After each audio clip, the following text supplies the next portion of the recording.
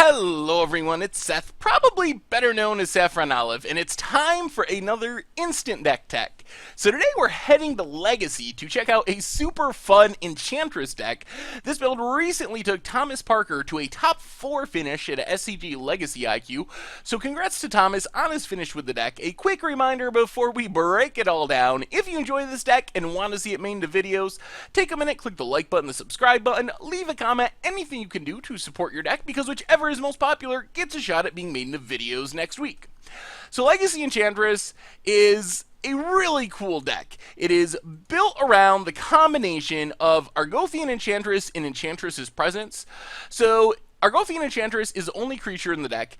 It's a 0/1 for 2 with Shroud, so it's really hard to kill, but why you play it is because whenever you cast an enchantment, it lets you draw a card. Enchantress's Presence is kind of the same thing, except it's on a 3-mana enchantment. Whenever you cast an enchantment, you get to draw a card. So you want to stack up as many of these as possible on the battlefield, and then you're going to produce a ton of mana, cast a bunch of enchantments, which lets you keep drawing more enchantments, and eventually you win by making all this mana and getting all these powerful enchantments on the battlefield, and that leads to your victory. So what the deck really wants to do is make a ton of mana, draw a ton of cards, and from that combination, it can just overwhelm its opponent with resources and eventually win the game. So step 1 is get your Enchantress on the battlefield. Step 2 is make a lot of mana. The deck is pretty mana hungry, and to do this, the deck uses enchantments. So it's got Utopia, Sprawl, and Wild Growth.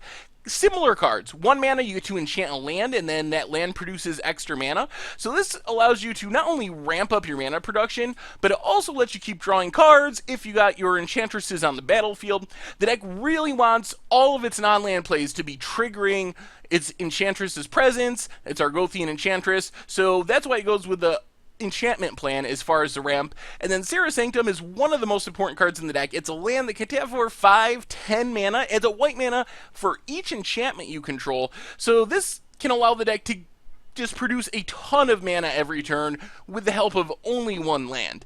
As far as actually winning the game, the deck has a few plans. So if you want to win with creature damage, you use a Sigil of the Empty Throne. Drawing all these cards, you're making all this mana. Eventually you stick your Sigil, play some enchantments, make a bunch of angels beat down. But what if your opponent has an Ensnaring Bridge on the battlefield? Well, that's when Words of War comes in. So Words of War is a 3-mana enchantment, and you can pay 1 and you skip your next draw, and instead of drawing that card, you do 2 damage to a creature or player. So you're drawing all these cards, you got tons of mana, you pay that 1, and you just ping your opponent to death 2 at a time. So that's what you do if you can't win with your creatures for some reason. But what if your opponent has an Ensnaring Bridge and a Leyline of Sanctity, so you can't target them with Words of War or win with your angels?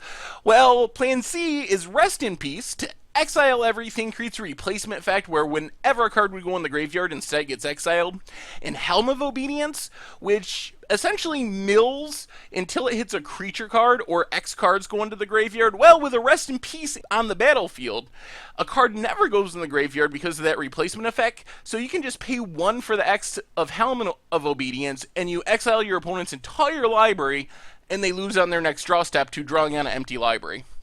And then, to lock the opponent out of the game, the deck uses Solitary Confinement.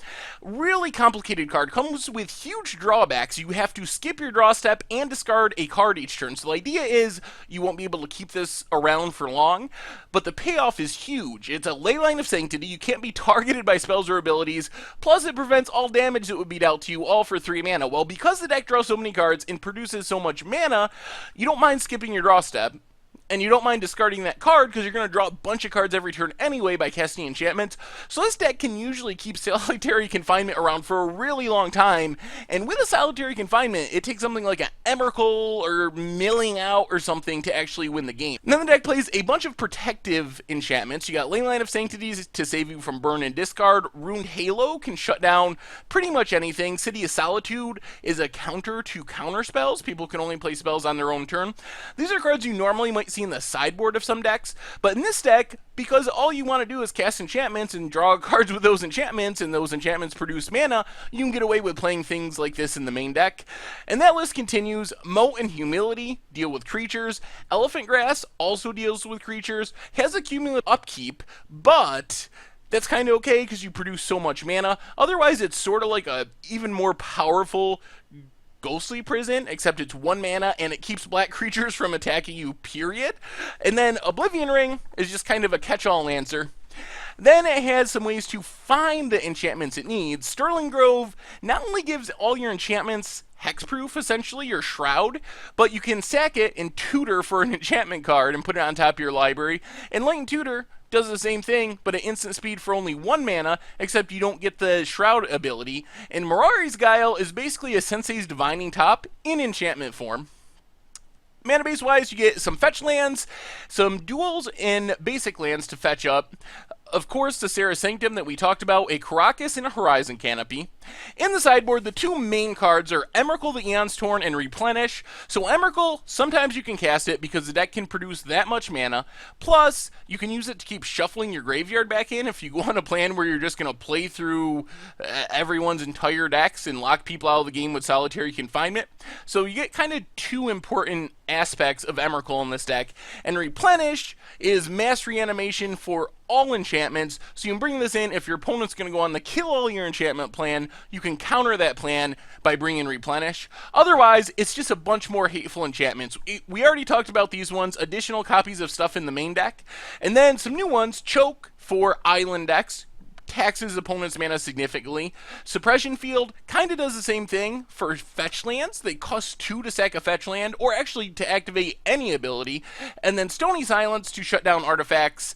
So that is Enchantress for Legacy. Anyway, that's been our instant deck for today. Thank you very much for watching. I hope you enjoyed the video, and I will talk to you soon.